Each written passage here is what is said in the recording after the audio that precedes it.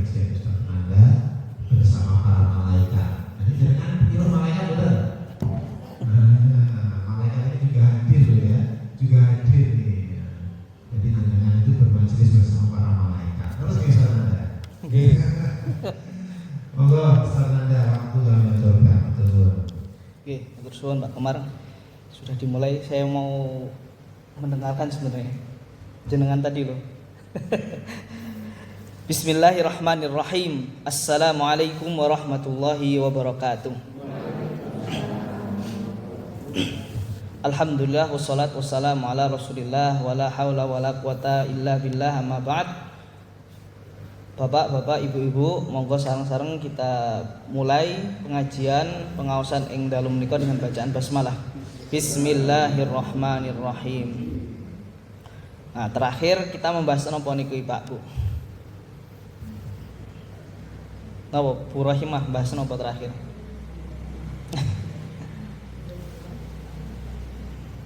Bahas apa Pak Budi? Nah, ini perlu ada sesuatu yang untuk merekam ini. Nek saya merekam itu nek mboten enten nggih kamera berarti nggih alat tulis supaya nyambung terus. Terakhir kita nyampe di pembahasan jual beli salam. Nah, masih ada yang ingat jual beli salam? Oke, sepertinya perlu diulang. Jadi jual beli salam itu barangnya datang terakhir tapi uangnya duluan.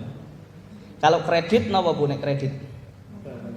Barangnya duluan, uangnya belakangan. Itu namanya kredit. Kalau bahasa fikihnya taksid. Kalau namanya salam yang datang itu uangnya dulu dari pembeli, sedangkan barangnya tempo atau datang setelah waktu tertentu. Nah, kemarin kita sampaikan salam itu sesuatu yang kemudian disyariatkan, walaupun di situ ada gharar, ada beberapa spekulasi, ada beberapa potensi penipuan. Misalnya uang diserahkan, tapi barangnya nggak dikasih, misal.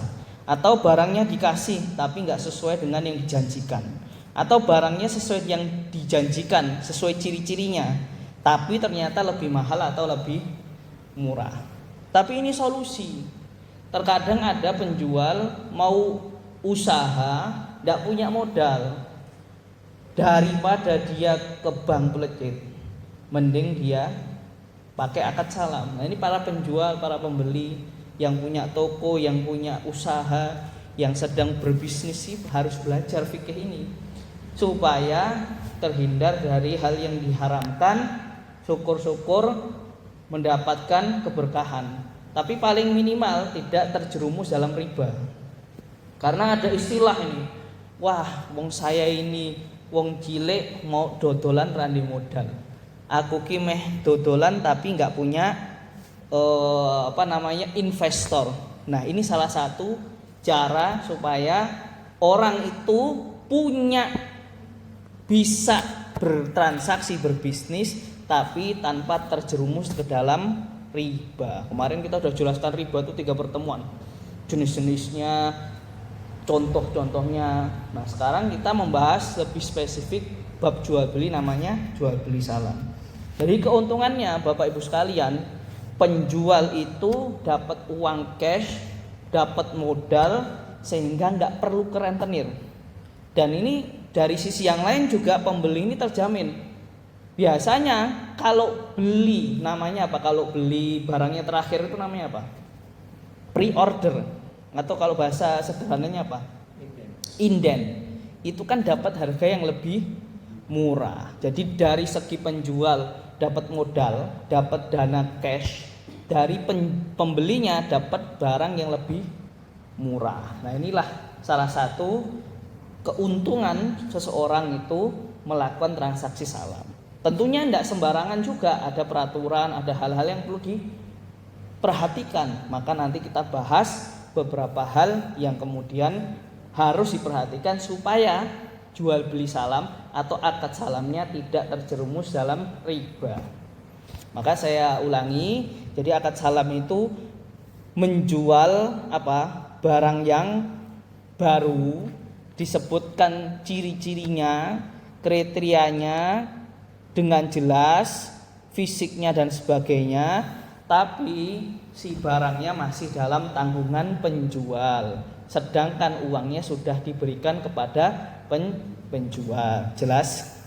Jelas. Ini juga ingat-ingat. Wa yasihhu salamu halan wa muajjalan fi ma kamala fihi khamsu syara'ita. Boleh sah jual beli salam itu jika terpenuhi 5 syarat. Nah, ini dalilnya di dalam surat Al-Baqarah ayat 282. Ya ayyuhalladzina amanu idza tadayantum bidainin ila ajalim musamman faktubuh. Jenengan nanti tolong di rumah buka Quran, surat Al-Baqarah, surat terpanjang, ayatnya terpanjang 282. Itu dalil tentang hutang piutang, dalil secara spesifik tentang jual beli salam. Ayat terpanjang di dalam surat terpanjang di dalam Al-Quran. Ayatnya ada 15 baris. Di dalam surat yang jumlahnya ada 286 ayat. Kalau dijuzkan ada sekitar 2 juz seperempat. Jadi surat Al-Quran yang paling panjang. Artinya, wahai orang-orang yang merasa dirinya beriman, jika kalian itu saling berhutang dan hutangnya itu pada tempo tertentu, maka catatlah. Maka nek ngutang hutang piutang itu kalau mau aman itu ya ada yang ngutang, ada yang menghutangi, ada saksi atau hitam di atas putih dan ada jaminan. Nah, kalau nggak ada itu gimana? Ya nggak apa-apa sebenarnya.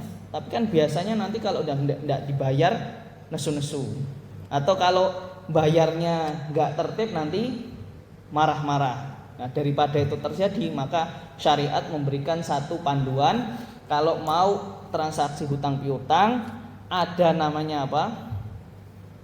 Saksi, ditulis, ataupun ada jaminan. Ya kalau memang transaksinya kecil ya tidak usah, tidak apa-apa. Tapi kalau transaksinya besar, jutaan, ratusan juta, ya harus ada saksi dan juga tertulis. Dan ada apa aja? Jaminan. Nah, nanti insya Allah setelah ini kita akan bahas bab gadai. Apa syarat pertama? Syarat pertama tadi an yakuna madbutan bisifah. Namanya jual beli salam itu kan belum ada barangnya. Maka barang yang dijual itu hanya bermodalkan spesifikasi atau ciri-ciri. Saya mau jual baju. Nah kan nggak jelas, bajunya nggak kepegang, bajunya belum terlihat secara mata. Kalau sekarang mungkin kalau jualan online ada gambarnya itu, masih enak gitu. Oh ini gambarnya seperti ini, warnanya seperti ini. Tapi kalau cuma gambar memang belum kuat, maka dikuatkan dengan spesifikasi, dengan ciri-cirinya. Oh ini barangnya bajunya warnanya biru muda, panjangnya sekian, ketebalan sekian, pakai kain ini, kemudian made in Indonesia atau made in Turki misal. Jelaskan semuanya, harus jelas, nggak boleh ada namanya disembunyikan. Yang kedua, wa an yakuna jinsan lam yahtalit bihi ghayruhu. Penjelasan gampangnya, yang namanya akad salam itu barangnya harus nggak boleh tercampur. Kalau bahasanya lebih mudahnya, kalau menjanjikan beras grade A jangan dicampur grade B. Kalau jualan jagung Klaten misal, jangan dicampur dengan jagung yang non Klaten karena mungkin grade-nya lebih jelek atau kualitasnya lebih jelek seperti itu. Yang ketiga, walam tadkhulun naru li ihalatihi. Kalau bahasa kitabnya itu tidak melalui proses pembakaran. Mudahnya gini, ada dulu itu barang-barang tertentu, makanan tertentu, kalau sudah melalui proses pembakaran itu antara nanti kuantitasnya atau beratnya berkurang atau nanti ada penyusutan. Intinya kalau janjek ke A ya dikasih A, jangan janjek ke A dikasih B. Misalnya pre-order inden ayam mentah ya jangan sok ide terus dibakar ataupun di masak, karena itu selain tidak sesuai dengan spesifikasinya. Kalau ayam 100 kilo kalau dimasak kan nggak jadi 100 kilo lagi, seperti itu. Mudahnya seperti itu. Yang keempat, wa an yakuna muayyanan, barangnya harus definitif, nggak boleh dicem. Aku inden barang sing dipajang nang toko A, nggak boleh. Atau saya beli baju yang dipakai Pak Komar, nggak boleh kayak gitu. Tapi kalau ngasih ciri-ciri, saya mau beli kejenengan baju lengan pendek warna coklat, panjang sekian, lebar sekian, pakai kain ini boleh. Jadi kalau belinya harus ke orang tertentu atau ke tempat tertentu tidak boleh, karena itu nanti ada gorornya. Gorornya itu gampangnya gini Pak Bu, misal ternyata nanti sudah dikasih syarat harus ke orang A, ke toko A, ternyata toko A nya habis barangnya, atau ke penjual A, penjualnya nggak mau jual, atau misal kebakaran tokonya, kan jadi akadnya bermasalah. Maka kalau mau jual akad salam, beli Supra warna hitam tahun keluaran 2015 misal, kemudian tromol rodanya yang ruji, ya sudah itu aja, nggak perlu kemudian dispesifikkan lagi harus punyanya Pak Budi, nggak boleh, karena belum tentu Pak Budi jual motornya kayak gitu. Jadi yang kemarin saya jelaskan, kalau akad salam spesifik ciri-cirinya tapi bukan bendanya. Jelas buat masuk Pak? Jelas ya? Lanjut? Oke.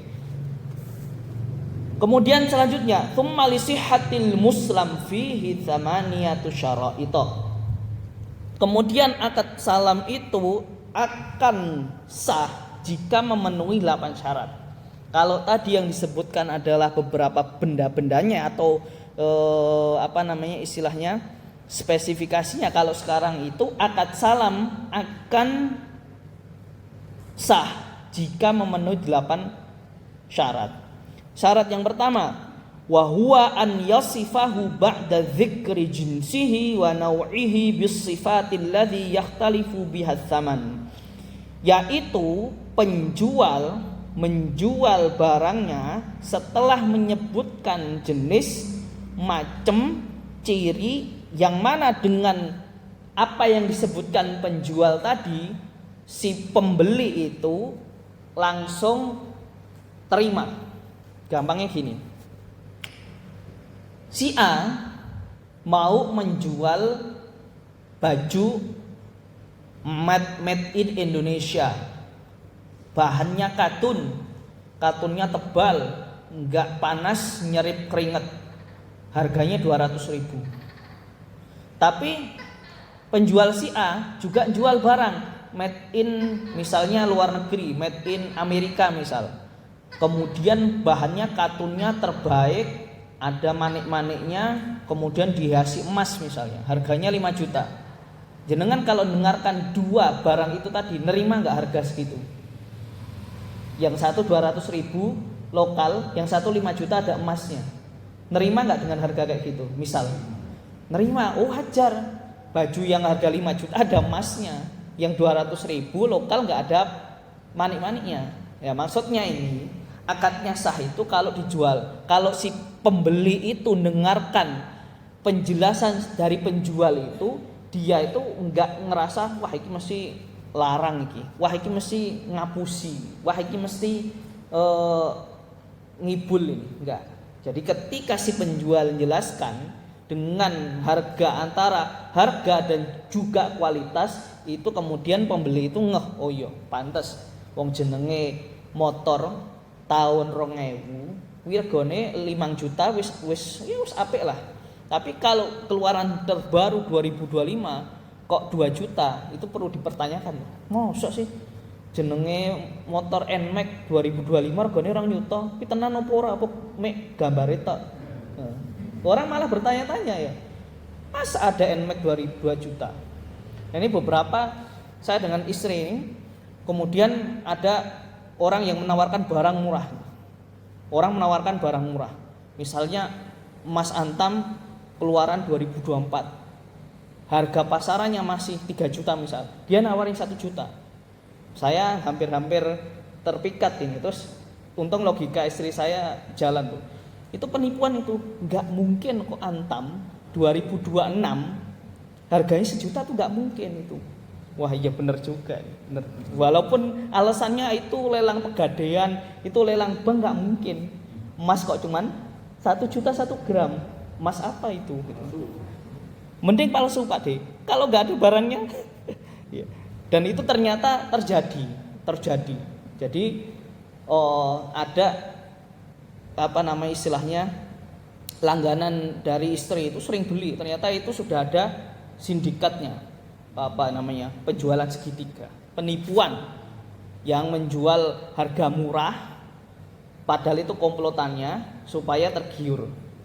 Nah, dari hal ini sebenarnya kita bisa mempelajari bahwa kalau ada harga yang nggak masuk akal di era sekarang itu perlu diwaspadai.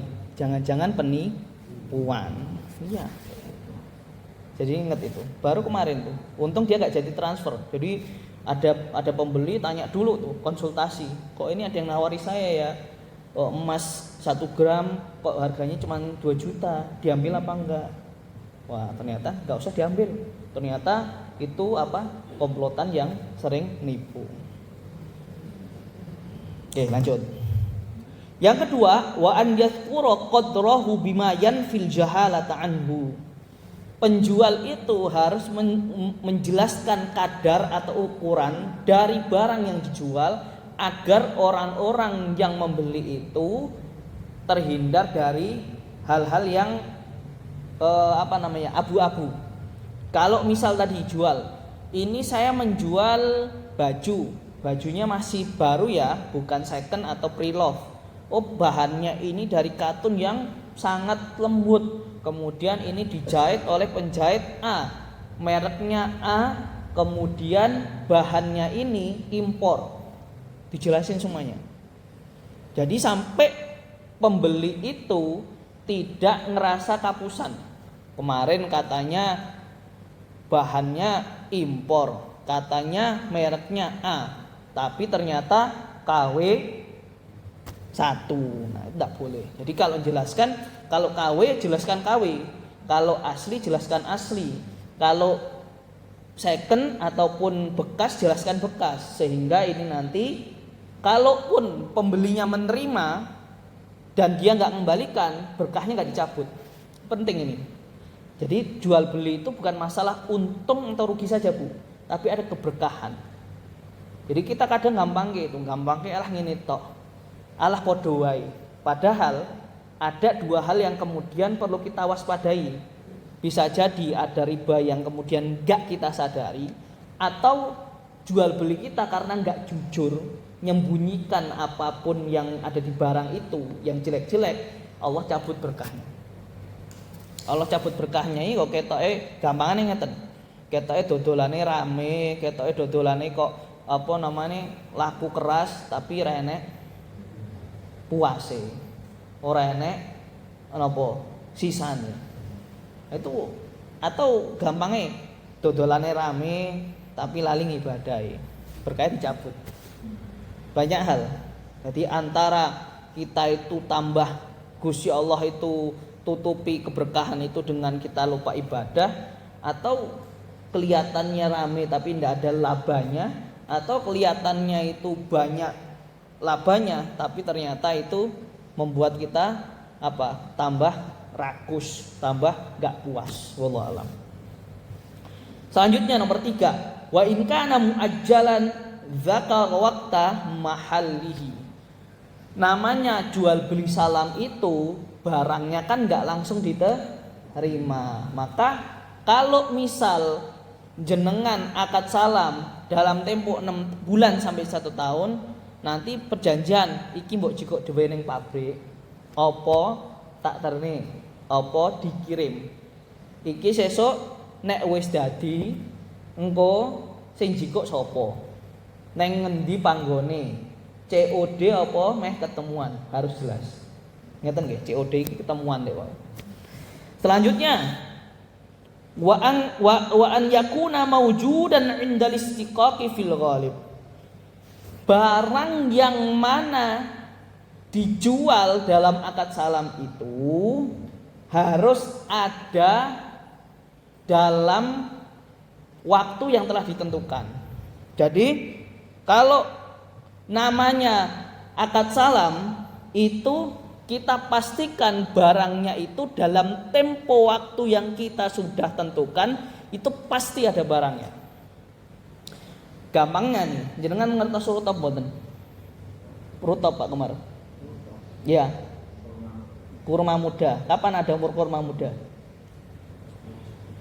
Kalau musim panas. Jadi kalau orang janjikan, aku tuku rutop yo, tapi pas musim dingin, bisa nggak kemungkinan dia dalam 3 bulan dapat kurmanya?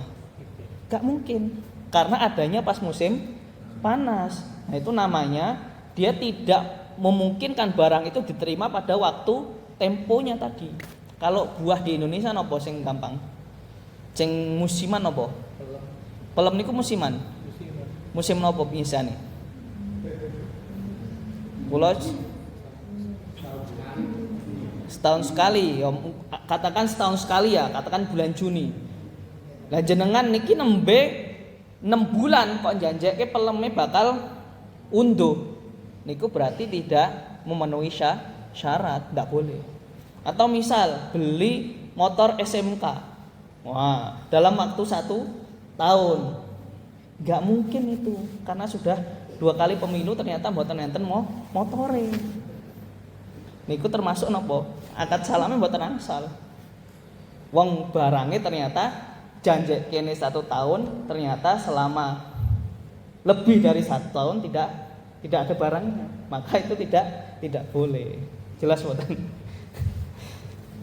Selanjutnya, wa an yadhkura maudhi'a qabdihi. Niki pun kula sampaikan, harus diperjanjikan kapan tempatnya dan di mana tempatnya, kapan waktunya dan di mana tempatnya sudah. Wa an yakuna tsamanu ma'luman, dan harganya itu harus harga yang tetap. Saya kasih contoh. Misal ada orang beli motor. Motor kan kadang inden nggih. Motor katakan 20 juta. Indene 6 bulan. Jenengan nggih pun bayar 20 juta ten dealer. Mengke 6 bulan kemudian kok regane 20 yuta, nggih jenengan mboten nambahi 5 yuta meleh. Karena sampun akad. Jadi gini, kalau akad salam itu ketika jenengan sudah bayar dengan harga yang disepakati di awal, duitnya sampun dikueneh-keneh dealer. Ketika 6 bulan lagi ternyata motor yang sesuai dek wau harganya kok dadi 20 yuta. Dealer niku mboten angsal kemudian minta tambahan 5 juta, jenengan nggih mboten angsal bayar 5 juta lagi. Peh regane saiki wis 20 yuta. Atau kebalikannya, misal harga motornya pas jenengan beli 20 juta. 6 bulan kemudian regane ke 18 yuta. Jenengan mboten angsal ngomong ten dealer, kene balekke 2 yuta, saiki regane 18 yuta. Lah niku artine nek jual beli salam niku nek jenengan sudah bayar akad pertama 20 juta, mbuh munggah mbuh midun mboten angsal dari kedua belah pihak, penjual atau pembeli minta kekurangan atau kelebihannya. Jelas mboten niki? Nggih. Lah niki nek sing mboten memahami mengke bandingke, mengke setelah ini kula jelaske. Wa an yataqabadha qabla tafarruq.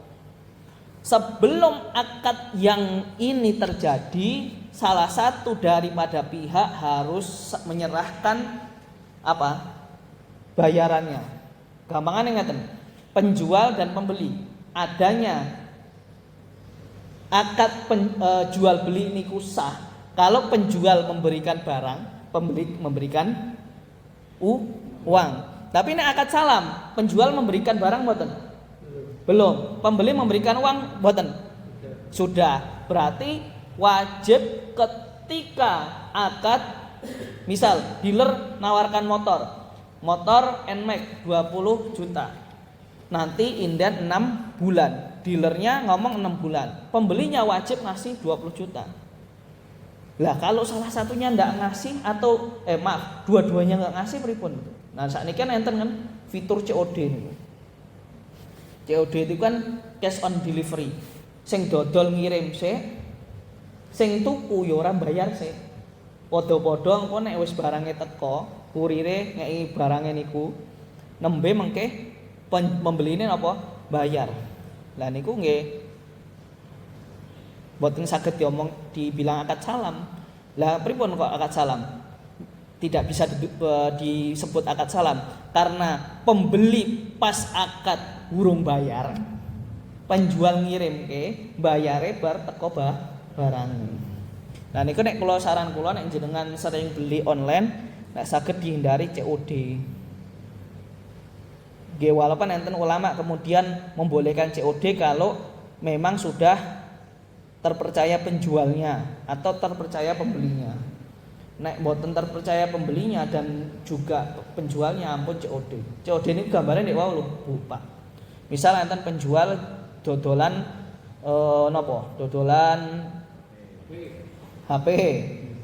Nah, terus enten sang pembeli pesen urung transfer, urung ngeki duit, penjualnya ngirim, pembelinya lagi bayar pas HP ini teko. Lah niku nek tibake sing tuku ora amanah malah ngapusi, niku sing rugi kan kurire. Barangnya sikeke penjual pembeline ora dibayar malah barangnya ora bali. Nah niki nek jenengan kasus yang ngeten iki ampun gampang nggih. Dalam arti nek bisa dihindari. Kecuali nek jenengan sampun percaya dengan pembelinya, nek jenengan penjual. Adapun nek jenengan tidak merasa yakin dengan penjual atau pembeli, maka jenengan ampun melakukan transaksi seperti ini. Terakhir, wan yakuna aqdus salami najizan la yadkhulu khiyarus syart, la yadkhuluhu khiyarus syarti. Yang mana akad salam itu adalah akad lazim, akad yang berlaku terus menerus. Kula njelaske ten awal bab jual beli niku enten dua akad. Akad lazim kalih akad jaiz. Akad lazim niku yang mana akad yang terjadi antara penjual dan pembeli, dan ketika akadnya sudah deal, sudah terjadi, tidak boleh salah satu daripada penjual atau pembeli membatalkan sepihak. Enggak boleh. Nah, di antaranya nggak boleh dibatalkan sepihak niku adalah akad salam. Nek wis deal, wis akad, wis ngeke duit, nggak boleh salah satu daripada pembeli ataupun penjual membatalkan sepihak. Makanya di sini nggak boleh terjadi akad salam. Akad apa? Khiyar syarat. Jadi khiyar syarat itu kan kemarin dijelaskan kan, ada penjual menjual handphone, terus pembelinya disuruh make dulu 3 hari, kalau ndak cocok boleh dikembalikan. Lah kalau dari akad salam ndak boleh.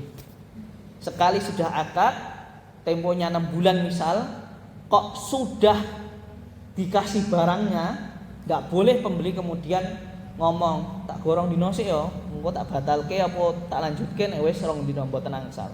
Jadi khiyar syarat niku mboten angsal terjadi pada akad salam atau jual beli salam.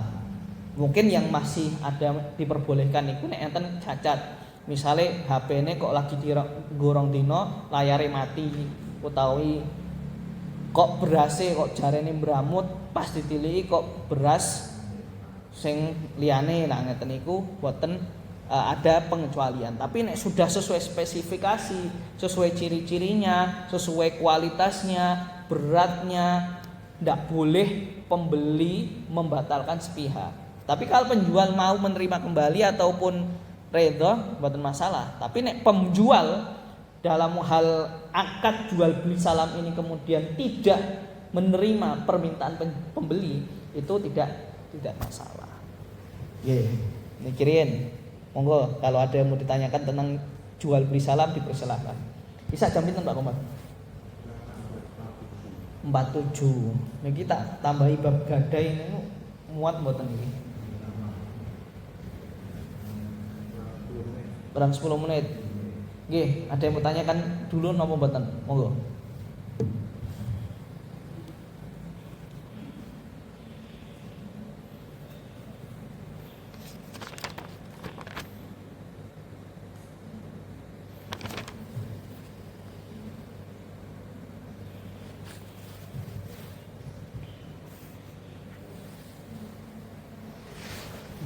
Mboten?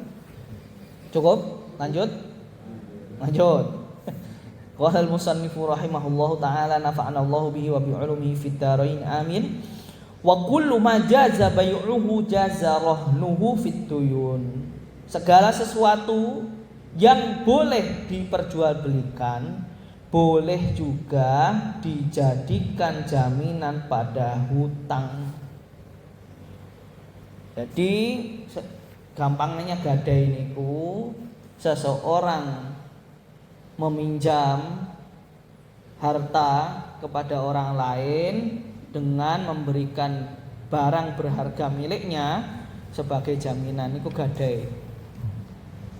Selama barang yang digadaikan itu boleh atau sah diperjualbelikan secara syariat, maka tidak menjadi masalah. Misal motor itu boleh diperjualbelikan mboten? Boleh, berarti boleh digadaikan. Misal babi niku angsal diperjualbelikan mboten? Tidak, maka babi tidak boleh dijadikan barang gadai. Sapi niku boleh diperjualbelikan? Boleh, berarti boleh menjadi jaminan. Maka di sini ditambahkan idza istaqarra thubutuha fid dhimmah. Kalau utangnya itu sudah ditetapkan. Maksudnya, misal ada orang mau menjadikan sapinya menjadi barang jaminan gadai, tapi dia ngomong, "Sesuk yo nek aku utang yo. Nek sesuk nggih sesuk, nek saiki ngeten." Maksudnya nek jenengan mau menggadaikan sesuatu niku nek sudah terjadi utangnya, nek belum terjadi utangnya atau akad utang piutangnya belum jadi, maka akad gadainya pun belum sah. Nah, pada hakikatnya kan kalau dulu itu orang menggadaikan itu kan sebenarnya penerima gadai itu kan membantu.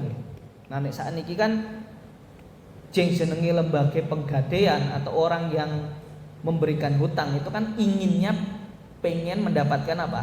Untung atau minimal tidak rugi.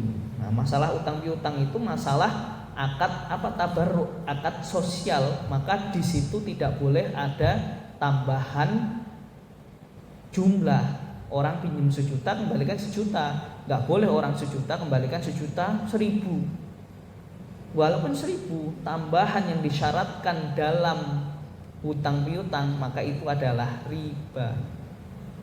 Jadi tambahan yang dipersyaratkan dalam jual beli adalah riba.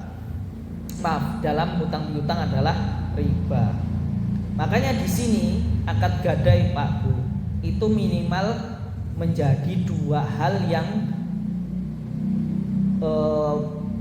baku dalam akad ini. Jadi orang ini pun emang gadaikan minimal dia punya iktikat baik untuk mengembalikan utangnya. Orang pinjem misal 2 juta yang digadaikan emas 1 gram. Itu kan berarti kalau dia menggadaikan menggadaikan emasnya karena dia berhutang, berarti kan dia punya iktikat baik untuk apa? Mengembalikan. Yang kedua, ini juga menjadi catatan. Kalau orang yang ngutang itu gagal bayar, wan prestasi, barang yang digadaikan ke pemberi atau penerima gadai tadi, penerima hutang, pemberi hutang tadi itu punya hak untuk menjual. Jadi kalau utang 2 juta tadi sudah diberikan waktu tempo 6 bulan kok tidak dikembalikan uangnya, maka penerima gadai atau pemberi hutang punya hak untuk menjual emas itu supaya menutupi hutang daripada pemberi gadai. Ini juga harus diperhatikan. Gak boleh kok penerima gadai atau pemberi hutang itu menyita barang gadai. Gak boleh. Yang diperbolehkan itu apa? Jika seseorang yang berhutang atau pemberi gadai itu gak bisa bayar hutang, maka penerima gadai atau pemberi hutang itu punya hak menjual barang gadai tadi. Jika ada kelebihan dari penjualan tadi dikembalikan ke pemberi gadai. Jika ada kekurangan daripada barang gadai tadi, maka dibebankan kepada pemberi gadai atau orang yang berhutang. Jelas mboten? Niki enten bahasa fikih soalnya. Nek pemberi hutang niku atau penerima gadai rohin. Pemberi gadai atau penerima hutang yang ngutang itu namanya murtahin. Barang yang digadai itu namanya rohin. Niki enten dalil gadai enten. Dalilnya apa? Dalilnya niku dulu Kanjeng Nabi niku nate tumbas bahan makanan ke Yahudi, tapi dibayar pakai baju perang. Dan terus gampangane Kanjeng Nabi niku ngutang sing nggih digadekke baju perange Kanjeng Nabi. Baju perang niku nggih kausi, nggih apik. Nek ibarat sakniki nggih larang lah intine lah. Pokoke pas niku tumbas barang makanan ngutang gadeke napa? Baju besi. Nah niku bukan berarti Kanjeng Nabi apa berarti Kanjeng Nabi miskin nggih. Nggih, ampun langsung diambil kesimpulan seperti itu. Niku barokai Kanjeng Nabi ngaten niku kan enten contohe. Nggih. Contohnya napa? Ternyata gadai niku diperbolehkan dalam syariat. Nah, nek biasane dalam lembaga-lembaga keuangan jumlah utang niku kurang daripada barang yang digadai. Misal meh ngutang 2 juta, berarti gadai kene minimal barangnya seharga 3 juta. Atau misal DN duwene masak gram sakniki regane 3 juta misal. Berarti pemberi gadai hanya dapat utangan maksimal 2 juta. Tidak lebih dari barang yang harga ditaksir lebih daripada utangannya. Seperti itu. Nah, nanti kalau dalam konteks kontemporer atau kekinian niku turunannya kathah. Mungkin enten jenenge dana talangan haji, enten jenenge gadai emas dan lain sebagainya. Nah niku insyaallah mungkin kula ajeng neliti tentang gadai emas insyaallah. Nggih. Karena di situ ternyata menurut pandangan kula tesih enten ribane insyaallah. Mungkin nek pun enten fikih kuwi kula bedah nanti. Ya insyaallah Pak Komar. Insyaallah saya rencana mau nulis disertasi itu insyaallah. Insyaallah. Kula baca matan ya. Wa kullu subhanallah walirrahin ruju'u fihi ma lam yaqbidhu. Untuk pemberi gadai boleh mengambil barang gadainya selama sebelum diserah terimakan kepada si penerima gadai. Atau gampangnya yang berhutang boleh mengambil lagi barangnya selama belum akad dengan pemberi hutang. Kalau sudah akad utangnya sekian, barang diserah terimakan tidak boleh diambil karena itu akadnya lazim. Akad lazim itu tadi saya sudah jelaskan, akad yang nggak boleh asal batalin dari salah satu pihak. Nek sing penerima gadai itu sudah menerima barang gadai daripada orang yang berhutang, maka tidak boleh dibatalkan. Jelas betul? Jelas. Wala yatmanhul murtahinu illa bitta'addi. Penerima gadai tidak menanggung kerusakan dari barang gadai kecuali kalau dia lalai. Misal ada si A itu pemberi gadai atau orang yang ngutang, nitipke motor, gadeke motor neng penerima gadai atau pemberi hutang. Kok dendalah enten tsunami, kebakaran, bencana, tanah longsor, niku disengaja napa mboten? Mboten. Niku penerima gadai mboten wajib mengganti kerusakan kehilangan barang gadai. Tapi nek misal barang gadai ini atas kelalaian daripada penerima gadai, misal wong jenenge motor kok pintune ra digancing utawi kok ndeleke ning kebon boten dikunci stang misal terus hilang, maka wajib ganti. Seperti itu. Wa idza qabadha ba'dhal haqqi lam yakhruj syai'un minar rahni hatta yaqdiya jami'ahu. Kalau penerima gadai, kalau yang hutang atau pemberi gadai itu belum melaksanakan membayar utangnya 100%, maka barang yang digadai nggak boleh diambil. Jadi misal orang utang 2 juta, lagi bayar 1.500.000, maka motornya mboten asal diambil kalau barang gadai motor. Tapi nek misal yang ngutangi atau penerima gadainya mau, niku berarti kebaikan dari penerima gadai. Wis ra apa-apa wis kene. Wis mbok bayar 1.500.000, wis dibuat motore. Enggak apa-apa. Tapi kalau misalnya penerima gadai atau yang memberikan hutang tidak mengembalikan barang gadai, itu haknya dia. Jenengan misalnya ngutang ampun nesu-nesu, lah wis bayar wis garis sithik ora dikeke barangku. Nek dereng rampung ya ampun nesu-nesu. Wong masalahnya wong Indonesia iki sing ngutang sing galak. Salah niku. Lah terus nek kula niku lebih baik tidak berhutang dan tidak ngutangi. Niku lebih baik. Kadang sing diutangi niku nek dielekke dikira kok ditake ditakoki wae. Utawa ditagih malah yang galak yang ngutang. Nggih. Niku biasane Pak, berarti pengalaman Pak Mariono. Pengalaman. Nek kula piyambak niki nek pengalaman Pak Dik. Nek sing receh-receh wis kula ikhlas iki.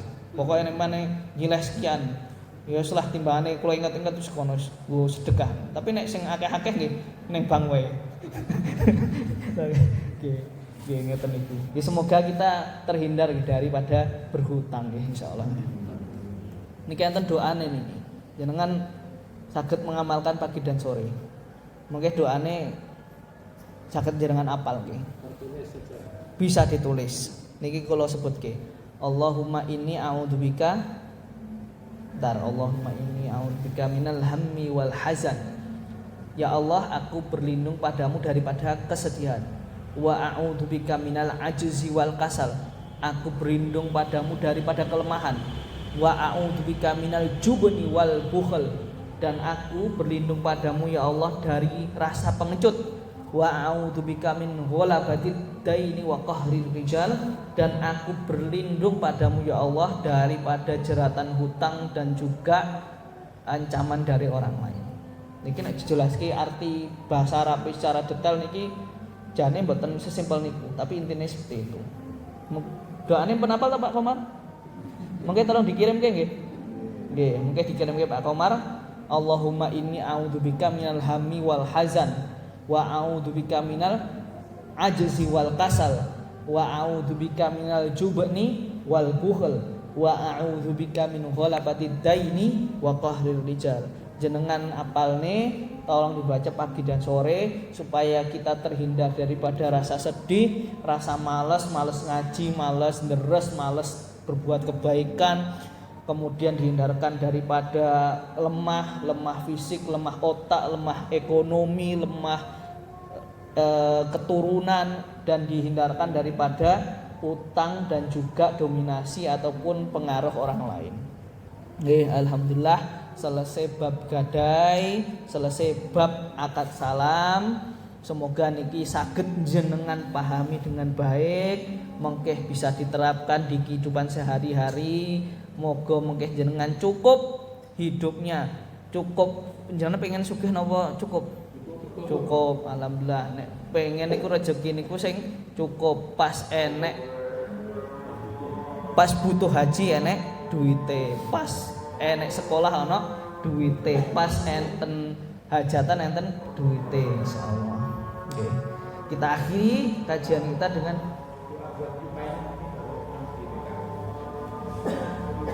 oh tadi pada jenguk beliau berarti. Oh oke.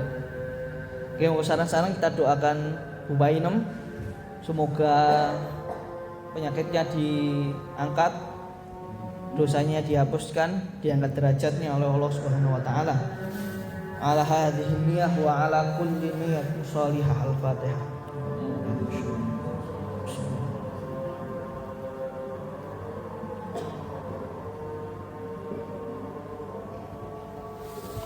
Allahumma shalli wa sallim wa barik ala sayyidina Muhammadin wa ala alihi wa sahbihi ajma'in walhamdulillahi rabbil alamin. Allahumma inna nas'aluka bi anna lakal hamda la ilaha illa antal mannan badi'us samawati wal ardi ya dzal jalali wal ikram ya hayyu ya qayyum. Allahumma inna nas'aluka nas'aluka al-'azim rabbal 'arsyil 'azim an yashfiyaha. Nas'alullaha al-'azim rabbal 'arsyil 'azim an yashfiyaha. Nas'alullaha al-'azim rabbal 'arsyil 'azim an yashfiyaha. Nas'alullaha al-'azim rabbal 'arsyil 'azim an yashfiyaha. Nas'alullaha al-'azim rabbal 'arsyil 'azim an yashfiyaha. Nas'alullaha al-'azim rabbal 'arsyil 'azim an yashfiyaha. Nas'alullaha al-'azim rabbal 'arsyil 'azim an yashfiyaha shifaan la yughadiru ba'dahu saqaman. Sallallahu ala khairi khalqihi sayyidina Muhammad wa ala alihi wa sahbihi wa baraka wa sallam. Fadli subhan rabbika rabbil izzati amma yasifun. Salamun alal mursalin walhamdulillahi rabbil alamin. Al-Fatihah. Bismillah.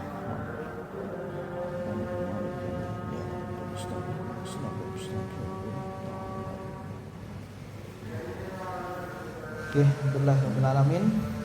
Saya kembalikan ke Pak Komar. Yang tutup, jangan yang buka tadi.